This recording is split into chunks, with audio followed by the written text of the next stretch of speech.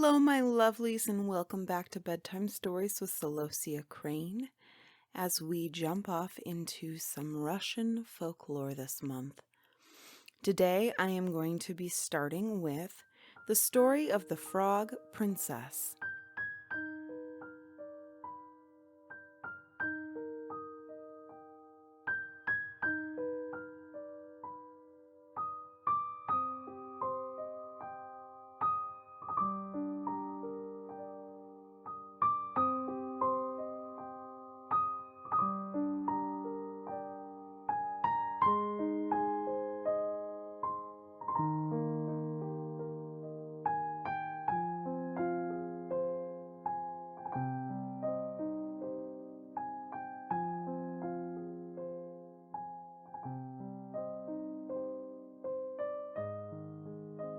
There was once a Tsar who had 3 sons, and they were all dear to him.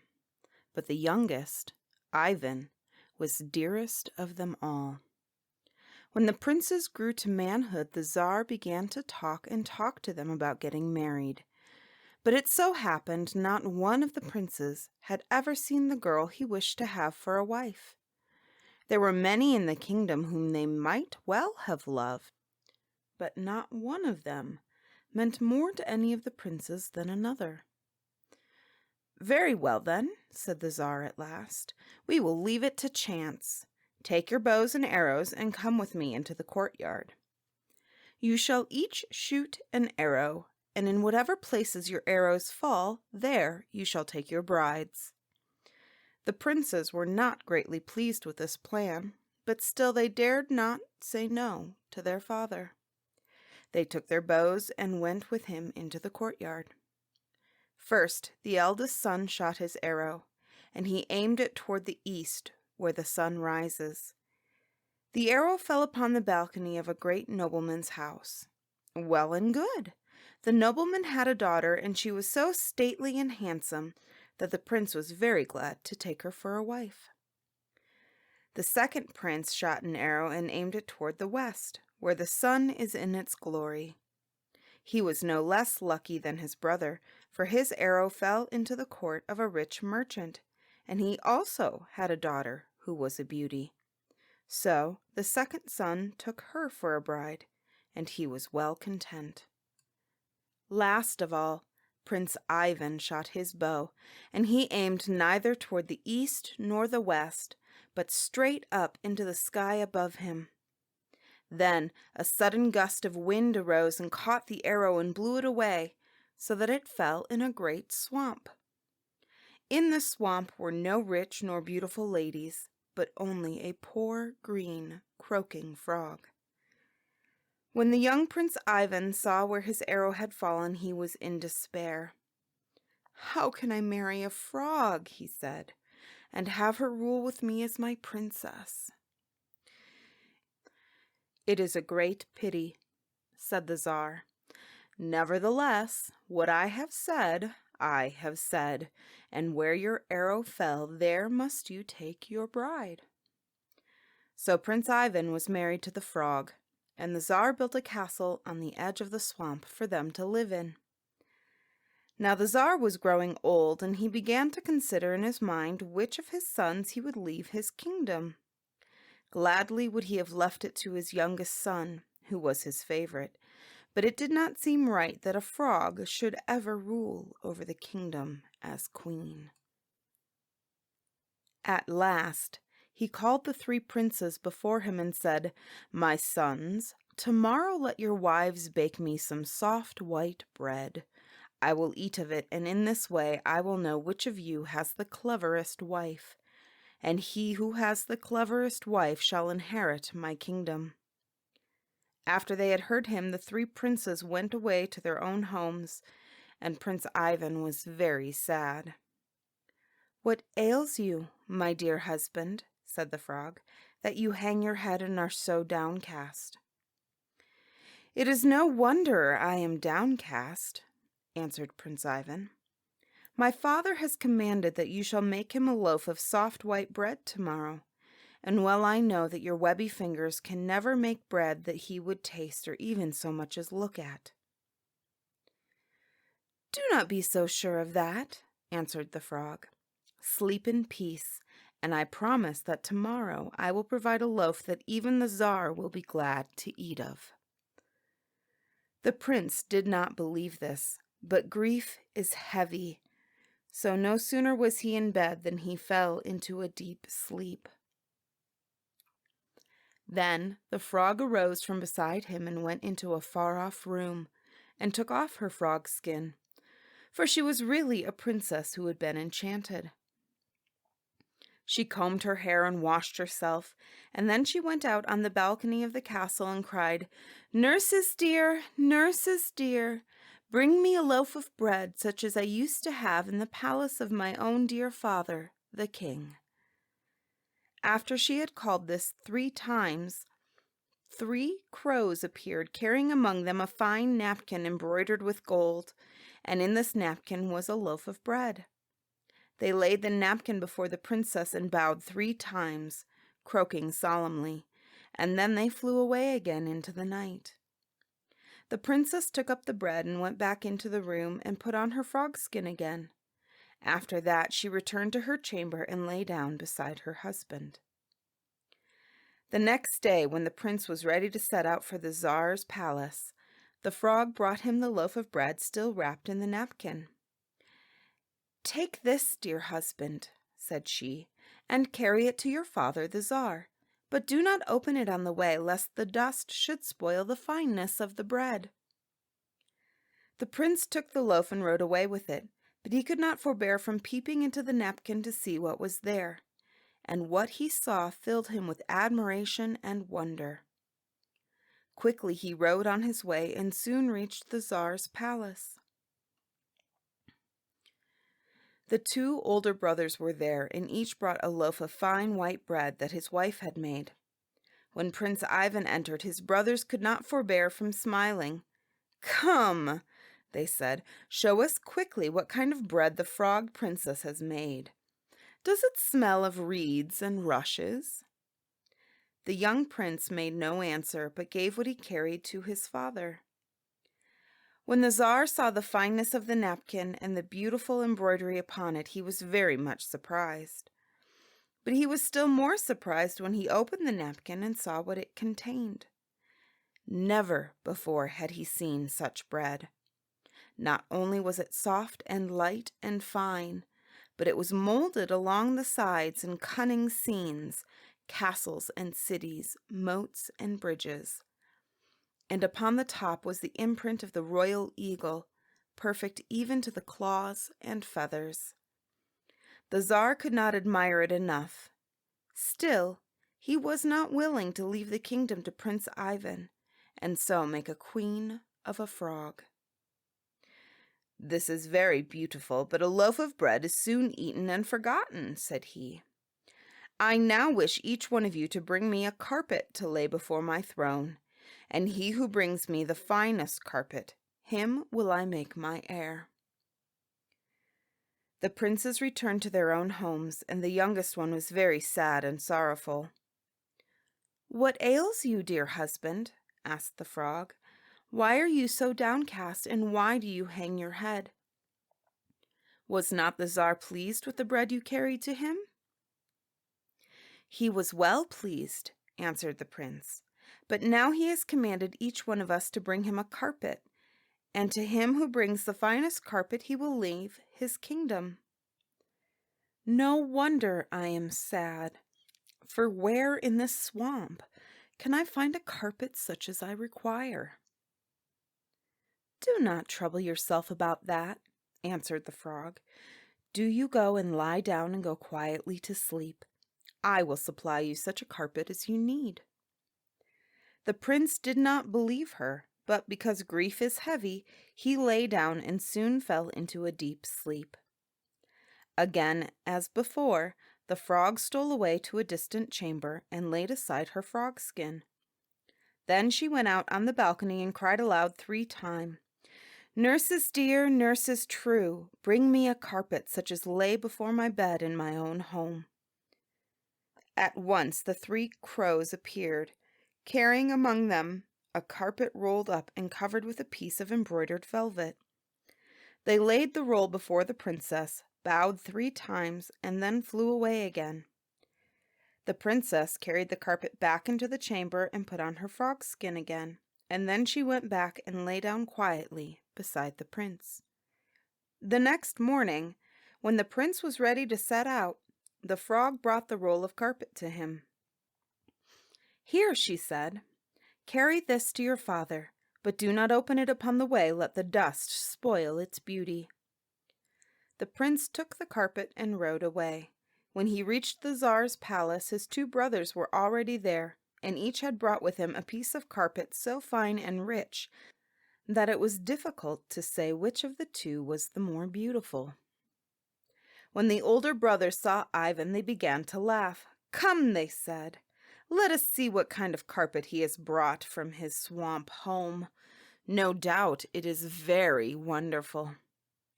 The prince laid the roll of carpet upon the floor and opened it out, and when they saw it, everyone was struck with wonder. The elder princes had not a word to say. Never before had they seen such a carpet.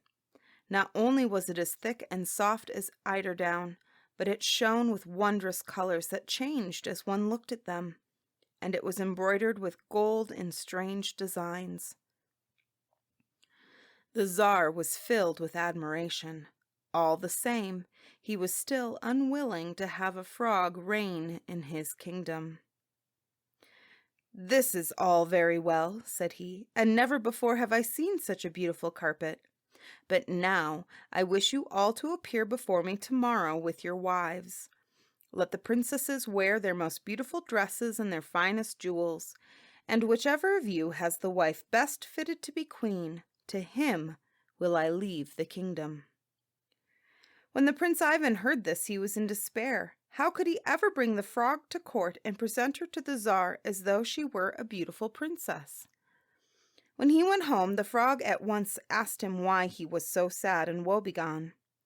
"Is not the kingdom to be yours?" she asked. "No," answered the prince, "for now my father the Tsar has demanded something else of us." He then told her how the Tsar had bidden him and his brothers bring their wives to court, and had said that whichever of the princesses was the finest and most beautiful should reign as queen, and her husband should be the Tsar. "Do not trouble over that," said the frog. "Only go to bed and sleep quietly. The kingdom shall still be yours." Then the prince went to bed, but he only closed his eyes and pretended to go to sleep, for he had grown very curious as to how the frog had been able to provide him with the wonderful loaf and the carpet. The frog kept very still until she thought the prince was asleep. Then she arose quietly from his side and slipped away. But the prince also arose and followed her without her being aware of it. She went to the far-off chamber, and there she laid aside her frog skin. And when the prince saw her in her human form, he was amazed at her beauty, and his heart melted within him for love of her. For her hair was like spun gold, her eyes as blue as the sky, and her skin as white as milk. Never had he seen such a beauty. The princess went out on a balcony as she had before, and cried aloud 3 times, "Nurses dear, nurses true, bring me fine clothes and jewels to wear, richer than ever were seen before." At once the 3 crows appeared, carrying with them jewels and fine robes, all encrusted with gems and embroidery. These they laid at the princess's feet and bowed 3 times, croaking hoarsely, and then they flew away. The princess took the robes and jewels back into the chamber to hide them, and while she was doing this, Prince Ivan returned to his bed and lay down and closed his eyes as though he were asleep. When the frog came back, she looked at him carefully, but he had kept so still she never guessed that he had stirred from where he lay. The next morning the frog bade Ivan ride away alone to the palace of the Tsar. "I will follow you," she said, "and when you hear a great noise, say, 'That is my little froggy driving up in her basket made of rushes.'" The prince promised to do this, and then he rode away to the palace of the Tsar. His brothers were already there, and their 2 wives were with them, both so handsome and so magnificently dressed that each looked finer than the other. When Ivan came in, they all began to laugh. "Where is thy dear frog?" they asked. "Is she still asleep among her reeds and rushes, or is she too hoarse to come?" Even as they spoke, there was a great noise outside, a roaring and rumbling like thunder. The palace shook until it seemed as though it would fall about their ears. Everyone was terrified. Only Prince Ivan was calm. "There is my little froggy now," he said. "She is driving up in her little basket of rushes." At once the noise ceased. The doors were flung open, and a magnificent princess swept into the room. Never was such a beauty seen before. Her golden hair fell almost to the floor and was bound about with jewels. Her robes were stiff with embroidery and gems. The other princesses paled before her as stars pale before the rising moon. Prince Ivan took her by the hand and led her to the Tsar. "This is my dear princess," said he, "and surely it is she, and she only, who should reign over this land." Well, there were no two ways to that. The Tsar could hardly contain himself for joy over the beauty of Prince Ivan's bride. A great feast was spread, and the Tsar himself led the princess to the table. She sat at his right hand and drank from his jeweled cup, and all was joy and merriment. Only the older brothers and their wives were sad, for they knew they had missed all chance of gaining the kingdom. Now, while they were still at the table, all eating and drinking, Prince Ivan arose and made some excuse for leaving the room. He went quietly and mounted his horse and rode back to his own castle. There he made haste to the room where his wife had left her frog skin. He hunted about until he found it, and then he threw it into the fire, for he did not intend that she should ever hide herself away in it again. At once a clap of thunder sounded, and the princess stood before him. Her eyes were streaming with tears, and she wrung her hands in grief. "Alas, and woe is me!" she cried. "Why did you burn my frog skin? A little longer, and I would have been free. Now I must go away and leave you forever." "But where are you going?" cried the prince in despair. "Wherever it is, I will follow and find you." "Seek me beyond the 7 mountains, beyond the 7 seas, in the kingdom of Koshchei the Deathless. For it is in his house I will be," answered the princess. Then she turned into a great white swan and flew out through the window and far, far away. So far the prince could no longer see her.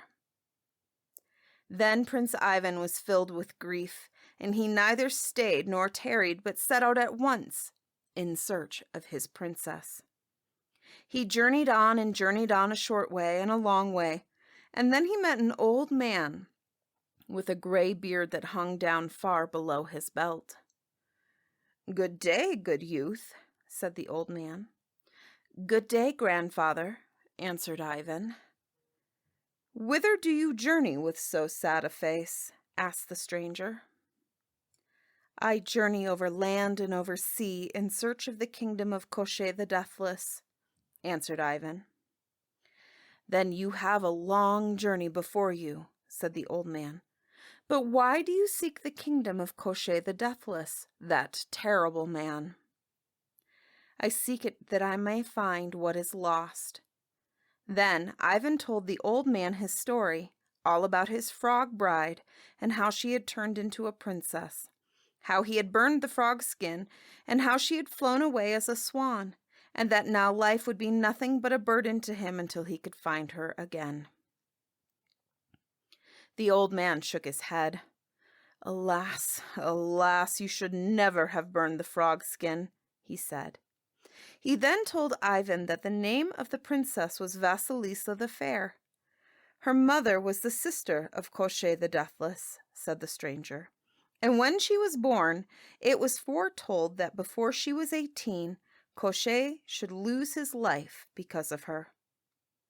It was for this reason that he changed her into a frog and set her in the midst of the lonely swamp. In a month and a day from now, the princess would have been 18, and the danger to Koshchei would have been over. Then he would have allowed her to lay aside her frog skin and take back her human shape. But now he is angry and has carried her away to his castle, and only by the grace of heaven will you be able to find her and set her free. The old man then gave Prince Ivan a little ball. "Take this," he said, "and roll it before you as you go. It will show you which way to travel, and with its help you may reach the kingdom of Koshchei." Ivan took the ball and thanked the old man and journeyed on. He rolled the ball before him, and in whichever direction it rolled, he followed. He went along until after a while came to a forest, and there he saw a bear. Prince Ivan would have shot it, but the bear cried to him, "Do not shoot me, Prince. Take me with you as a servant, and the time may come when I can help you." "Very well," said the prince, "come with me." So he journeyed on with the bear at his heels. Presently he saw a wild duck, and would have shot it, but the duck called to him, "Do not shoot me, dear prince. Take me with you, and I will be a faithful servant. The time may come when you will need me." "Very well," answered the prince. "You may also come with us as a companion." So the prince journeyed along with the bear at his heels and the duck flying overhead.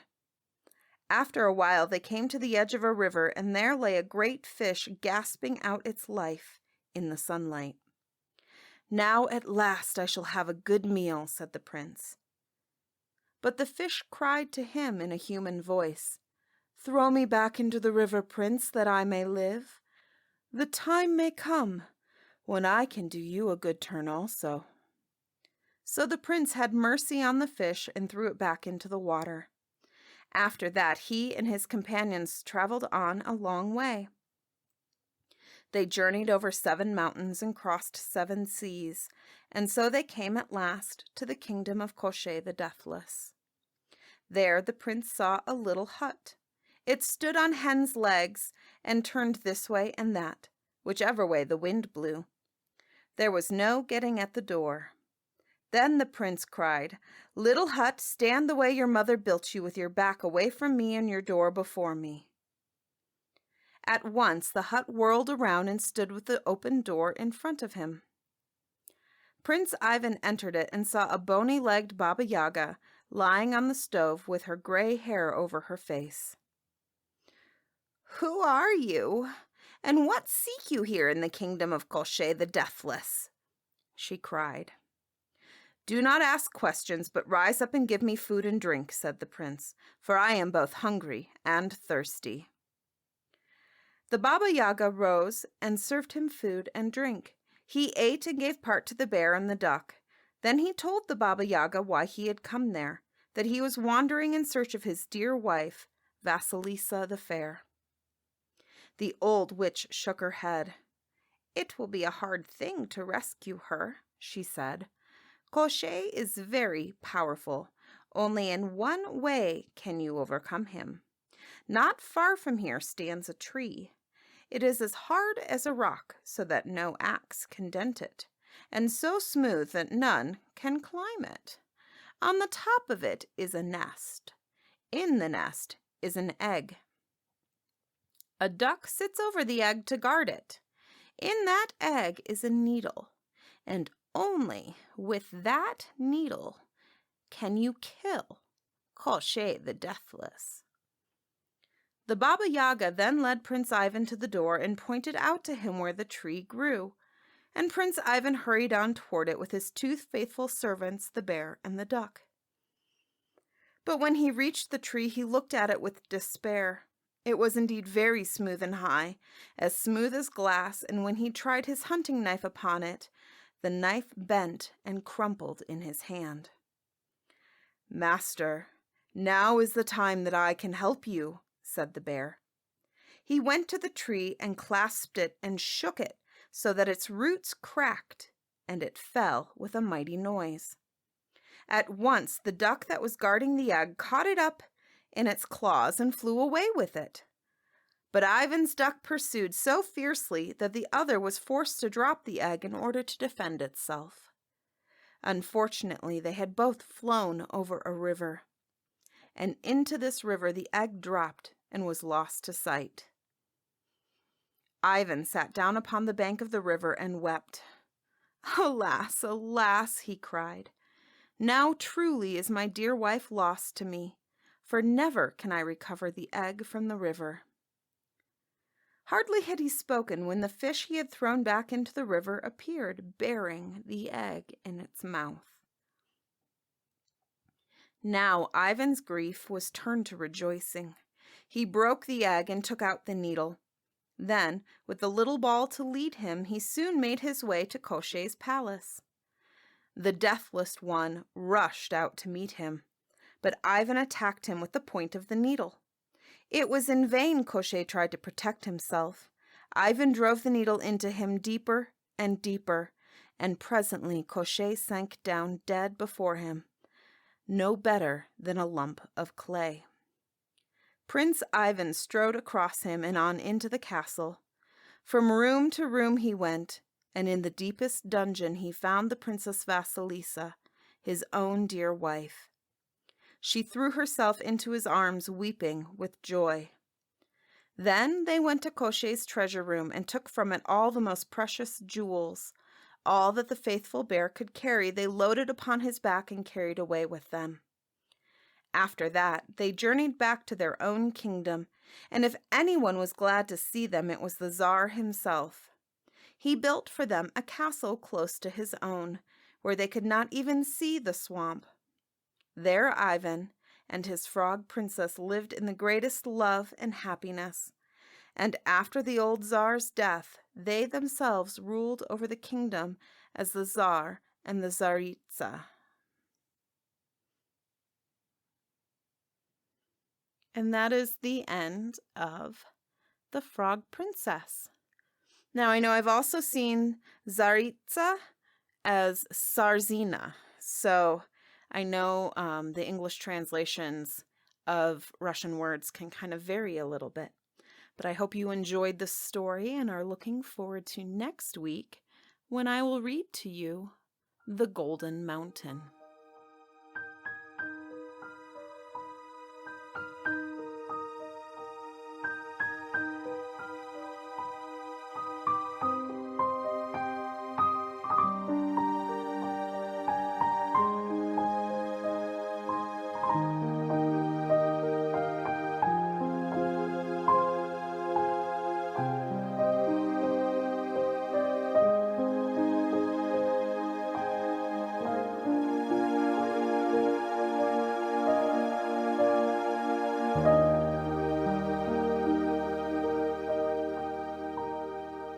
Bedtime Stories with Celosia Crane is proudly produced by Lantern AudioWorks.